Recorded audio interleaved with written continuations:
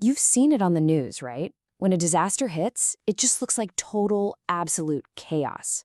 But what if I told you that underneath all those flashing lights and sirens, there's actually an invisible system at work, a hidden framework that brings order to that chaos? Today, we're going to pull back the curtain on the secret rulebook that turns panic into a perfectly executed plan. Okay, so picture this. It's a quiet Tuesday morning, normal day in a small town. And then the unthinkable happens. A school bus, jam-packed with kids, slams into a fuel tank. And just like that, you have a complete nightmare on your hands. We're talking 25 kids trapped inside. Jet fuel is literally spilling all over the road. Panicked parents hear the news and start rushing to the scene. You can hear sirens in the distance, which means help is coming, but it also means you're about to have a dozen different agencies all showing up at once. It's a recipe for well-meaning people getting in each other's way. But that's not what happened. In this incident in Springfield, the chaos just never came. Instead, the response was calm, it was organized, it was unbelievably effective. Every single child was rescued, the spill was contained, and a major catastrophe was completely avoided. So the big question is, how? How on earth did they do that? How do you take a situation that should have been a total disaster and turn it into a textbook rescue? Well, the answer actually lies in a system that was born from a totally different tragedy, almost 50 years earlier. To really get how they saved the day in Springfield, we have to rewind the clock. We're going back to the 1970s, to a series of massive wildfires where the lack of a plan turned out to be just as dangerous as the fire itself. So in 1970, Southern California was burning. For 13 straight days, huge wildfires just ripped across the landscape. We're talking over 500,000 acres scorched, almost 800 homes gone. 16 people lost their lives.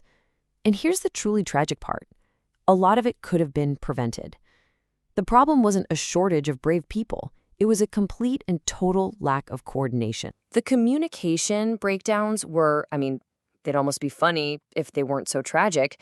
You had different fire departments using totally different words for the same thing. At one point, a fire captain gets on the radio, desperately yelling, "We need a tanker." Now, to him, a tanker is a big truck that carries water. Simple, right? Nope. The dispatcher who picked up the call, well, in her agency, a tanker was a small airplane that drops retardant, so she sent a plane. As they argued back and forth, houses just burned. It was madness. Nobody knew who was in charge. Different departments were ordering the exact same supplies, so you'd have a traffic jam of bulldozers in one spot and absolutely nothing in another. One fire chief summed it up perfectly. He said they ended up fighting each other instead of fighting the fire. So after the smoke finally cleared, a group of fire chiefs got together and made a pact. Never again. And out of that colossal failure, they built what we now know as the Incident Command System, or ICS. It's basically a universal playbook for any emergency, making sure that when things go sideways, everyone is reading from the same page. Okay, so what makes this system so powerful? You might be picturing some 1,000-page government manual, but the real magic of ICS is its simplicity. It really just comes down to 3 basic ideas and 4 key jobs. It's all built on a few really smart principles. First, one language. Everybody uses the same terms. A staging area is a staging area, no matter what color your truck is. Second, a clear chain of command. One person, the incident commander, is the boss. Period. No turf force. And third, it's flexible. The structure is like a pop-up team. It can scale up to handle a massive hurricane or scale way down for a single car crash. The actual work gets broken into 4 sections. You have operations. These are the doers, the frontline folks pulling people from wreckage. You have planning. They're the brains, figuring out the strategy for the next few hours. Then you have logistics. These are the getters. They get everything from more ambulances to fresh bottles of water. And finally, finance. Yep, even in a disaster, someone's got to track the money. They make sure nothing gets missed and the town can get paid back later. All right, so now we know the playbook.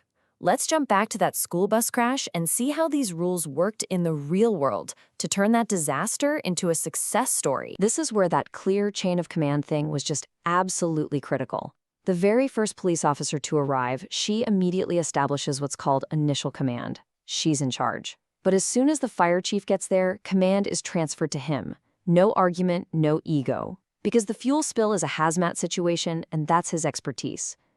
Right away, he starts delegating to his section chiefs, and that whole rescue machine just roars to life. So while the operations team, the firefighters, are physically getting kids off the bus, the unsung heroes in logistics are going nuts on their phones and radios. They're ordering more ambulances, they're sourcing the specific foam needed for that fuel spill, and they're setting up a staging area so arriving trucks don't cause a traffic jam. They thought of everything, right down to setting up a place for exhausted rescuers to get water. And then you've got the one job nobody thinks about during a crisis: finance.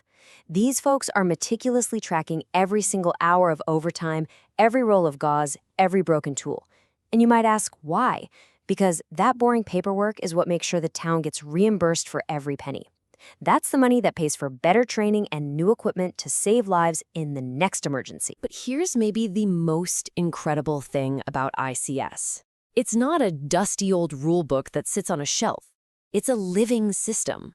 It's actually designed to learn from its mistakes and get smarter after every single crisis. After every major incident, the teams get together for what's called an after-action review. The whole point isn't to point fingers, it's to find lessons. They run drills all the time, so they can practice as a team before a real crisis hits. And the system itself adapts. The same framework they use for a bus crash was used to manage the massive logistical challenge of COVID-19 vaccine distribution.